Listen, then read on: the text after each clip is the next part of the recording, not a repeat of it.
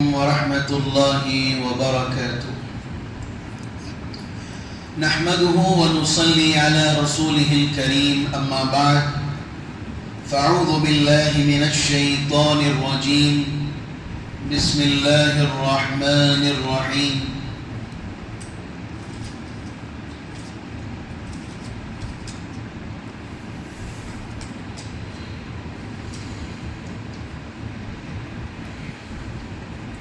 قال يا بني لا تقصص رؤياك على إخوتك فيكيدوا لك كيدا إن الشيطان للإنسان عدو مبين. صدق الله العلي العظيم. وقال النبي صلى الله عليه وسلم: من سلم المسلمون من لسانه ويده، أو كما قال النبي صلى الله عليه وسلم. قال رب اشرح لي صدري ويسر لي أمري واحلل عقدة من لساني يفقه قولي. اللهم صل على محمد في أول كلامنا، اللهم صل على محمد في أوسط كلامنا، اللهم صل على محمد في آخر كلامنا. محترم عزیز بزرگوں اور دوستوں، خدا پاک کا عجیب نظم ہوتا ہے، خدا کا عجیب انتظام ہوتا ہے کہ اللہ تعالیٰ نے ایک پیغمبر کو پیدا فرمایا اور ایک نبی کی نسل سے پیدا فرمایا. حضرت یعقوب علیہ السلام ایک پیغمبر ہیں اور انہی کی کوکھ سے، انہی کی نسل سے حضرت یوسف نبینا علیہ السلام پیدا ہوئے. حضرت یوسف علیہ السلام کی خاصیتوں میں سے کتابوں کے اندر لکھا ہے، اللہ نے اتنی خوبصورتی عطا فرمائی، اگر اس وقت کی لڑکیوں نے دیکھ کر، آپ کے حسن و جمال کو دیکھ کر، آپ کی خوبصورتی کو دیکھ کر، اللہ کی قدرت، اللہ کی مشیت کو دیکھ کر انسان نہیں بلکہ ان عورتوں نے اپنے ہاتھوں کو کاٹ لیا تھا. اللہ نے پوری دنیا میں سے آدھا حسن، آدھی خوبصورتی حضرت یوسف علیہ السلام کو عطا فرمائی. اور اللہ کے رسول جناب محمد رسول اللہ صلی اللہ علیہ وسلم کے بارے میں کتابوں کے اندر لکھا ہے، ان عورتوں نے اپنے ہاتھ کاٹ لیے تھے، اگر میرے نبی کو دیکھ لیتے تو اپنا گلا کاٹ لیتے. اتنی زیادہ خوبصورت حضور کریم صلی اللہ علیہ وسلم تھے. کبھی تعبیراتوں میں، اب تو دعا ذکر کا سلسلہ ہے، اب تو روزانہ یہی ٹائم بیان ہوگا، لیکن اگر موقع ملے مجھے ان 10 دنوں میں انشاءاللہ اللہ کے رسول صلی اللہ علیہ وسلم کے جسم اطہر کیسا تھا تفصیلاً آپ کو بتاؤں گا. حضور کی آنکھیں کیسی تھی، آپ کے بال کیسے تھے، آپ کا قد کتنا تھا، آپ کا پیٹ اندر تھا یا باہر تھا، آپ کی شکل کیسی تھی، آپ کے بات چیت کا انداز کیا تھا، انشاءاللہ کسی موقع پر انشاءاللہ رمضان کی مبارک مہینے میں سناؤں گا. غرض حضرت یعقوب علیہ السلام کے 12 بیٹے تھے. کتنے بیٹے؟ 12 بیٹے.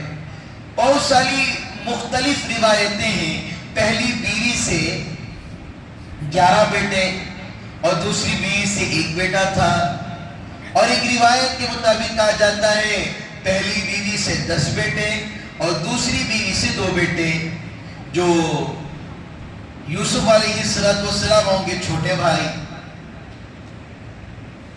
حضرت یعقوب علیہ السلام حضرت یوسف علیہ السلام سے بڑی محبت سے رہتے تھے. گھروں میں دیکھا ہوگا جو سب سے چھوٹا ہے اسے لاڑ زیادہ ہوتا ہے. گھر میں جو چھوٹے ہوتے ہیں اسے لاڑ زیادہ، اگر بڑے کوئی کام کرتے اسے ڈانٹنی بھی ویسا، لیکن محبت تو رہتی ہے. اگر چھوٹا گھر کی چیزیں بھی پھوڑ دیں لیکن ماں باپ کچھ نہیں کہتے. کیوں نہیں؟ گھر کا سب سے چھوٹا بچہ ہے، یہ عام طور پر دیکھا جاتا ہے. لیکن حضرت یوسف علیہ السلام اتنے خوبصورت تھے، سارا علاقہ آپ سے محبت کرتا تھا. حضرت یعقوب علیہ السلام ہر وقت اپنے بیٹے کو کیا کرتے تھے؟ سینے سے لگا کر رکھتے تھے. حضرت یوسف علیہ السلام کے جو بھائی تھے ان کو جلن شروع ہو گئی اور کہنے لگے ارے ابا جان تو ان سے محبت کرتے ہیں. پہلے زمانے میں بھی تھا، دیکھو وہ چلن تھی، جائیداد کا ان کے اوپر دے دی کی. اللہ ابا نبی ہیں، ابا کیا ہیں؟ نبی ہیں. شاید کیا معلوم یوسف کو نبوت مل جائے، زیادہ محبت. اس زمانے میں ویسا چلن تھا. آج پراپرٹی کا چلن ہے. آج پراپرٹی سے یاد آئی فاروق بھائی، سچ کہہ رہا ہوں، میں آپ کو متوجہ کر رہا ہوں، ہم نے ایسے جنازے بھی دیکھے. میں ہمارے علاقہ بہت اچھا ہے، ہمارا ڈی چارلی بہت لاکھوں درجے پہ. ایسے جنازے کو بھی ہم گئے، جب کپڑے بدلانے کا وقت آیا بچوں کو دیکھا، جلدی ابا کا انگوٹھا لیو ورنہ اسٹیمپ بدل لیتا ہاتھ کا. باپ کو کفن بھی نہیں پہنایا گیا، کپڑے بدل رہے تھے. اولادیں ایسی ہیں کہ اپنے باپ کا ہاتھ کا یہ لے رہے ہیں، ایسی حالت ہے مسلمانوں. تو حضرت یوسف علیہ السلام سے اتنی محبت، اتنی چاہت، تو بھائیوں کو جلن شروع ہو گئی. تو بھائیوں نے کسی طرح ایک موقع تیار کیا، کس طرح حضرت یوسف علیہ السلام کو اپنے باپ سے جدا کیا جائے. ہر موقع کی کوشش کی، آخرکار حضرت یوسف علیہ السلام جدا نہیں ہوئے. اب شیطان تو شیطان ہے. حضرت ابراہیم علیہ السلام کے واقعے میں مشورہ دینے والا کون؟ شیطان. موسیٰ علیہ السلام کے زمانے میں مشورہ دینے والا کون؟ شیطان. حضرت اسماعیل علیہ السلام کے بارے میں حضرت حاجرہ کو بہکانے والا کون؟ شیطان. کہا تھا تجھے معلوم ہے کس دوست سے ملانے کے لیے جا رہے ہیں؟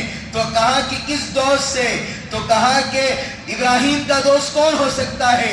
خلیل تو وہی ہے، محبوب تو وہی ہے. تو حضرت حاجرہ کے الفاظ یہ تھے، اگر میرے پاس 100 اسماعیل بھی ہوتے ایک ایک کر کے خدا کی راہ میں قربان کر دیتے.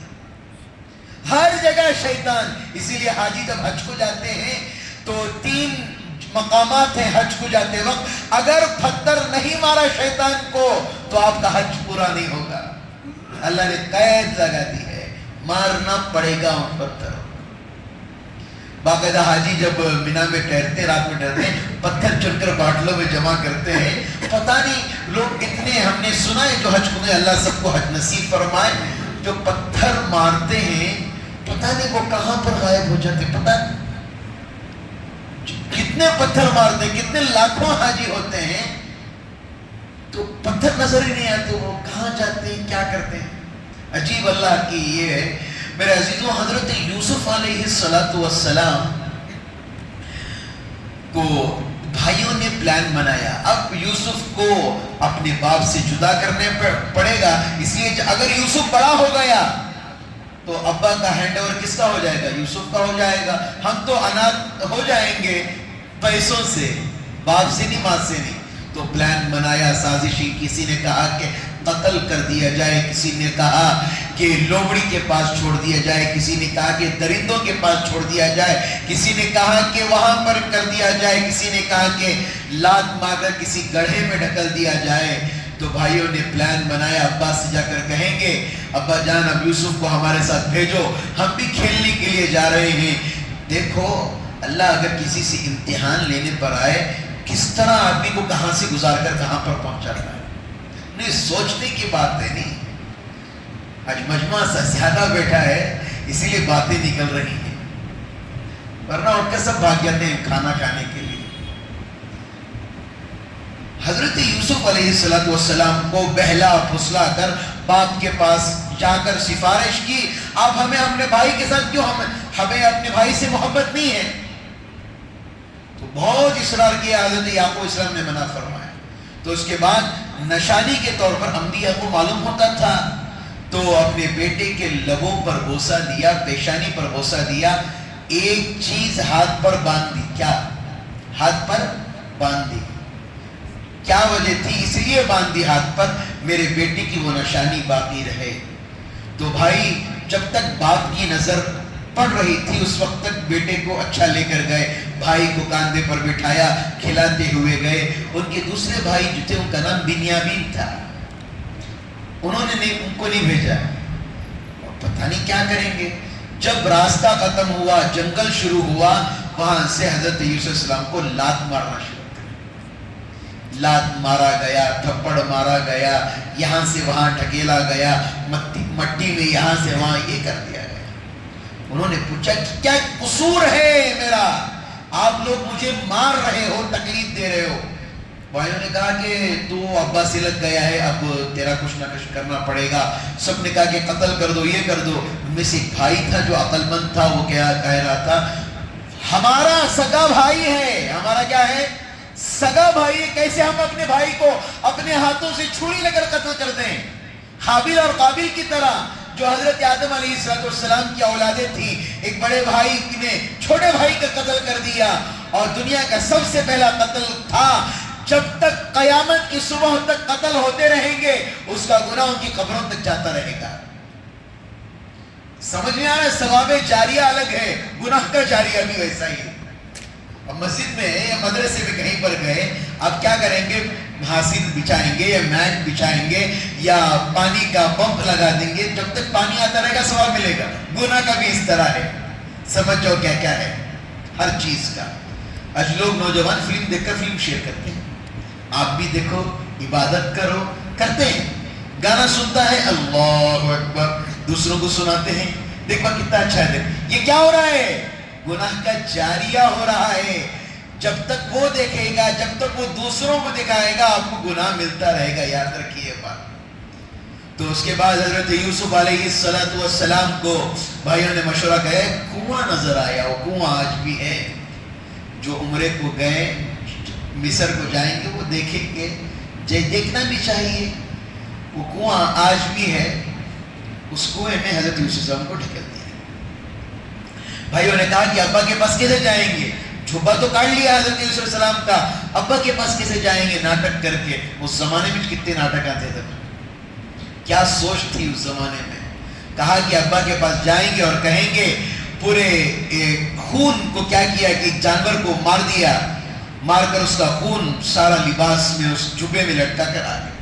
کہا کہ ابا بھیڑیا نے حضرت یوسف کو پکڑ لیا ہے۔ حضرت یعقوب علیہ السلام نبی ہیں، وہ کہنے لگے بھیڑیا پکڑتا تو قمیص پورا اچھا نہیں ہوتا، کہیں سے پھٹ کر بھی ہوتا، یہ پورا قمیص اچھا ہے نا۔ تو پتا چل گیا کہ بیٹوں نے کچھ کیا ہے۔ اس وقت حضرت یوسف علیہ السلام کی محبت میں حضرت یعقوب علیہ السلام اتنا منہمک ہو گئے بیٹے کی محبت میں، بیٹے کی یاد میں، کہ کتابوں میں لکھا ہے کہ آنکھوں کی روشنی تک ختم ہو گئی، آنکھوں کی روشنی تک ختم ہو گئی، بینائی چلے گئی بیٹے کی محبت میں۔ آج کیا ہے، آج بھائی ہے، بھائی مر رہا ہے، بہن مر رہی ہے، احساس نہیں ہے لوگوں کو، وہ ناٹکاں کے لیے 40 دن تک جاتی، اللہ حفاظت فرمائے، حافظ صاحب کو پکڑ لیتی بندوقی، 40 دن تک پڑھنا بھی 3000 روپے دیتی، 40 دن تک پڑھنا ہمیں 5000 روپے دیتی، زیادہ مالدار ہے 15-20 ہزار روپے دیا ہوتا، جا کر پڑھو، جا کر قبر کے پاس۔ انہوں پڑھتی کی نہیں پڑھتی کی، خود کو جانے کی توفیق نہیں ہوتی۔ آج ایک حدیث پڑھ رہا تھا میں، آپ حضرات کو متوجہ کروں گا، جب کسی کے رشتہ دار کا انتقال ہو جائے، ماں باپ کا، بھائی کا، بیوی، جس کسی کا بھی انتقال ہو جائے، تو ان کی قبر کے پاس ایک اذان سے دوسری اذان تک بیٹھنا چاہیے۔ کیوں؟ جب دنیا میں تھے تو ماں باپ آپ کے لیے قربانی نہیں دیے، لوگ اٹھ کر آ جاتے ہیں، اے مٹی میں کہاں بیٹھنا، مچھراں کاٹ رہی، مٹی میں کہاں بیٹھنا، کیڑے کا ہمیں بیٹھنا چاہیے۔ بیٹھے اور رہے، جب ان کے سوال و جواب ہوں گے، ان کو تسلی رہے گی، میری اولاد میرے قریب میں بیٹھا ہوا ہے، میرا پوترا بیٹھا ہوا ہے، میرا نواسا بیٹھا ہوا ہے، قبر والوں کو تسلی ہوگی۔ حالانکہ ضعیف روایت ہے یہ، لیکن کرنے میں کیا جا رہا ہے، ایک اذان سے دوسری اذان تک بیٹھنا چاہیے۔ اللہ اکبر، آج ماں باپ کی قبر تو دور کی بات، صرف شعبان، شب قدر، عید کے ٹائم ہو جاتی، پھولاں بھر ڈالتی، بھر ڈال کو آ جاتی، بتیاں سلگاتی، اسی طرح بتیاں کا ہانچ پھینک کو، ہانچ ڈال کو آ جاتی، وہ گلاب ڈال، کہیں پر بھی حدیث میں ثابت نہیں ہے۔ آدمی مر گیا تو قبر میں چلا گیا، اوپر کیا ڈالو گے؟ حقیقت سوچنے کی بات ہے، گناہ ہے، یہ ساری چیزیں گناہ ہے۔ اللہ کے رسول صلی اللہ علیہ وسلم نے فرمایا قبر کو پکی مت کرو، قبر کو پکی مت کرو. یہاں تک کہ بتایا آج لوگ سائڈیں خرید لیے ہیں قدس حمیدیہ میں. سائڈ یہ میرے خاندان کی، یہ میرے نواسیاں کی، مرے تو بھی سائڈ میں مرتی کیا. اللہ امت مسلمہ کی حفاظت فرمائے.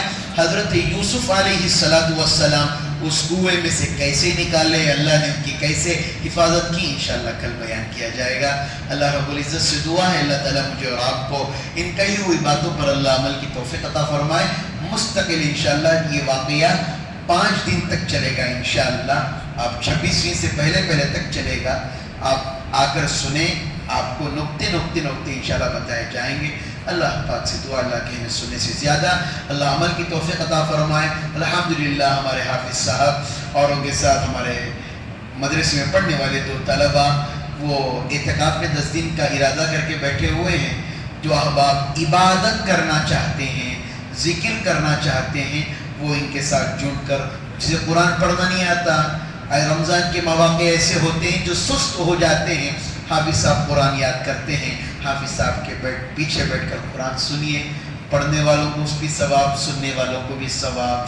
اعتکاف میں آخری دنوں میں زیادہ وقت آپ عبادتوں میں لگائیں. آج تاخرات ہے انشاءاللہ، 3 بجے انشاءاللہ دعا ہوگی، ذکر کی محفل